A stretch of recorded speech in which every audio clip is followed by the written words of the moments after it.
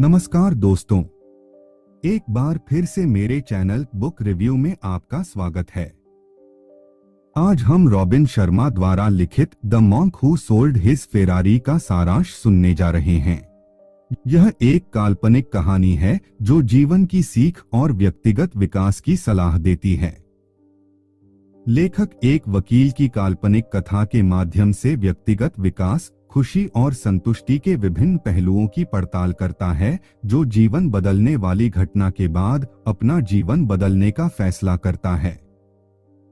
यह पुस्तक व्यक्तिगत परिवर्तन और अधिक सार्थक जीवन जीने के लिए ज्ञान और मार्गदर्शन प्रदान करती है।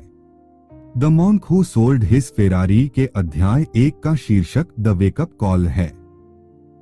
इस अध्याय में पुस्तक के नायक जूलियन मेंटल को एक सफल और अत्यधिक महत्वाकांक्षी वकील के रूप में पेश किया गया है, जो शहर में तेजतर्रार और उच्च तनाव वाला जीवन जी रहा है। वह अपने कानूनी कौशल के लिए प्रसिद्ध हैं और उन्होंने महत्वपूर्ण भौतिक सफलता हासिल की है, लेकिन उनकी जीवन शैली के कारण उनका स्वास्थ्य और समग्र कल्याण तेजी से बिगड़ रहा है। अध्याय की शुरुआत जूलियन को अदालत कक्ष के बीच में एक बड़े दिल के दौरे से पीड़ित होने से होती है, जो उसके लिए एक नाटकीय जागृति कॉल के रूप में कार्य करता है। दिल का दौरा इस बात का एक रूपक है कि सफलता और धन की उनकी निरंतर खोज ने उनके शारीरिक और भावनात्मक स्वास्थ्य पर कितना प्रभाव डाला है।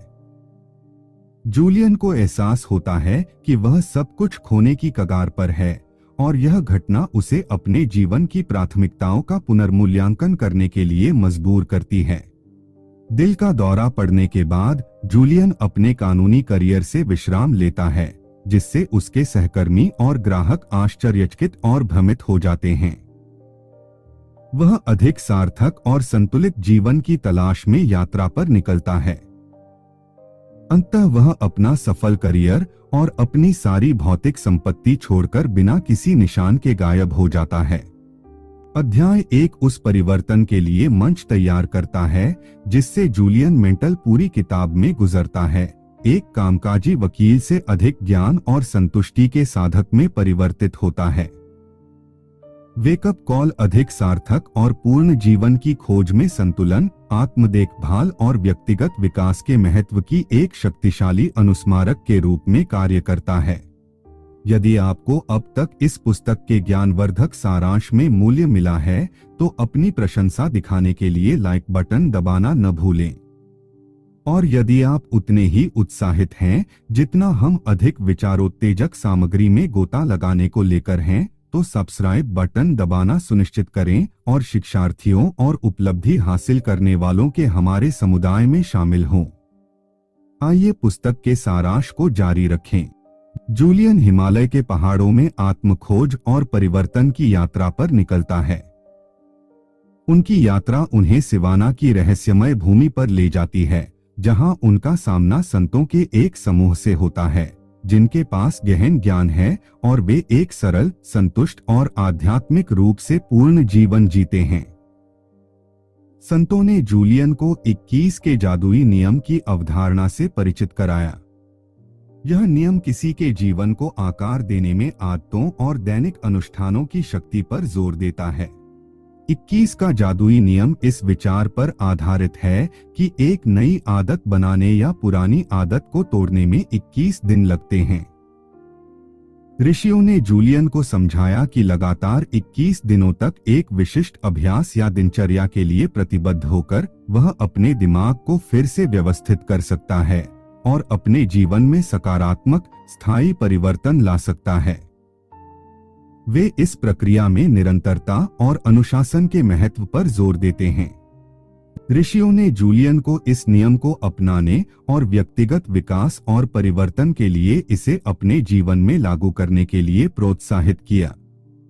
यह अध्याय जानबूझकर और सचेत जीवन जीने की अवधारणा के परिचय के रूप में कार्य करता है, जो किसी के चरित्र और भाग्य को आकार देने में दैनिक आदतों और अनुष्ठानों के महत्व पर प्रकाश डालता है।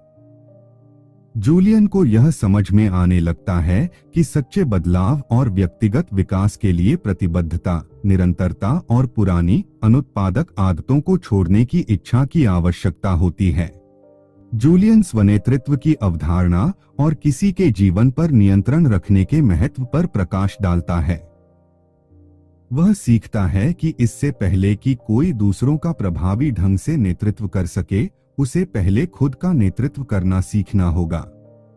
उन्हें एहसास होता है कि सच्चा नेतृत्व आत्मनिपुणता और आत्मजागरूकता से शुरू होता है और व्यक्ति को अपने आसपास की दुनिया को प्रभावित करने से पहले अपने जीवन, विचारों और कार्यों पर नियंत्रण रखना चाहिए।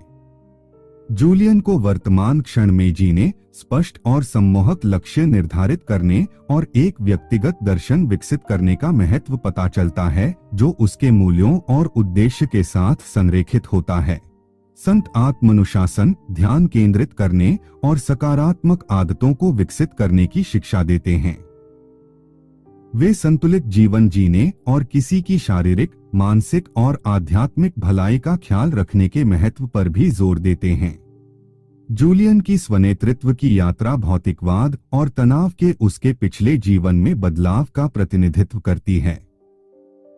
वह यह समझने लगता है कि नेतृत्व केवल बाहरी सफलता के बारे में नहीं है, बल्कि आंतरिक संतुष्टि और दुनिया पर सकारात्मक प्रभाव डालने के बारे में भी है। जूलियन को पता चलता है कि अनुशासन किसी की क्षमता का दोहन करने और आत्मनिपुणता हासिल करने की कुंजी है। संत इस बात पर जोर देते हैं कि अनुशासित जीवन में सचेत विकल्प बनाना और सिद्धांतों और प्रथाओं के एक सेट का पालन करना शामिल है, जो व्यक्तिगत विकास और संतुष्टि की ओर ले जाता है। अनुशासन मात्र इच्छा शक्ति से परे तक फैला हुआ है। इसमें शारीरिक, मानसिक और आध्यात्मिक कल्याण को बढ़ावा देने वाली दैनिक दिनचर्या और आदतों को बनाए रखने की प्रतिबद्धता शामिल है। अध्याय पाठकों को दैनिक कार्यक्रम निर्धारित करके और उसका पालन करके आत्मानुशासन विकसित करने के लिए प्रोत्साहित करता है, जो ध्यान, व्यायाम, पढ़ने और प्रतिबिंब जैसी गतिविधियों को प्राथमिकता देता है। संत जूलियन को अपने विचारों और भावनाओं को नियंत्रित करने के महत्व के साथ साथ सकारात्मक सोच की शक्ति के बारे में सिखाते हैं। मन पर महारत हासिल करके व्यक्ति जीवन की चुनौतियों का बेहतर ढंग से सामना कर सकते हैं और ऐसे विकल्प चुन सकते हैं जो उनके उच्च उद्देश्य के अनुरूप हों। आसान तरीका शायद ही कभी सही तरीका होता है। जूलियन मेंटल इस विचार की खोज करते हैं कि कम से कम प्रतिरोध या शॉर्टकट का रास्ता अक्सर अप्रभावी परिणामों की ओर ले जाता है और सच्ची सफलता के लिए कड़ी मेहनत और प्रतिबद्धता की आवश्यकता होती है। यह अवधारणा इस विचार को रेखांकित करती है कि शॉर्टकट, त्वरित संतुष्टि या त्वरित समाधान की तलाश करना एक सामान्य मानवीय प्रवृत्ति है। लोग अक्सर सफलता के लिए सबसे आसान और तेज रास्ता तलाशते हैं, लेकिन इस दृष्टिकोण से स्थायी संतुष्टि नहीं मिल सकती है।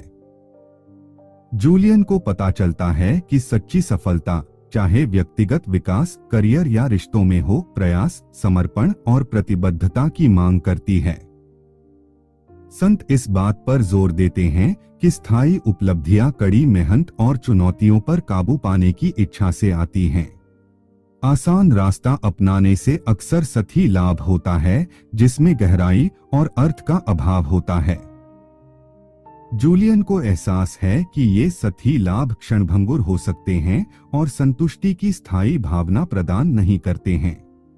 जूलियन मेंटल की यात्रा पाठकों के लिए अपने जीवन का पुनर्मूल्यांकन करने, अपनी प्राथमिकताओं को फिर से परिभाषित करने और बड़े उद्देश्य और अर्थ वाले जीवन की तलाश करने के लिए एक प्रेरणा के रूप में कार्य करती है। पुस्तक इस विचार को व्यक्त करती है कि किसी के जीवन को बदलने, अधिक जागरूक और उद्देश्यपूर्ण अस्तित्व अपनाने और भीतर से सच्ची खुशी पाने में कभी देर नहीं होती है। और एक बार फिर, यदि आपको अब तक इस पुस्तक के ज्ञानवर्धक सारांश में मूल्य मिला है, तो अपनी प्रशंसा दिखाने के लिए सब्सक्राइब बटन दबाना सुनिश्चित करें और शिक्षार्थियों और उपलब्धि हासिल करने वालों के हमारे समुदाय में शामिल हों।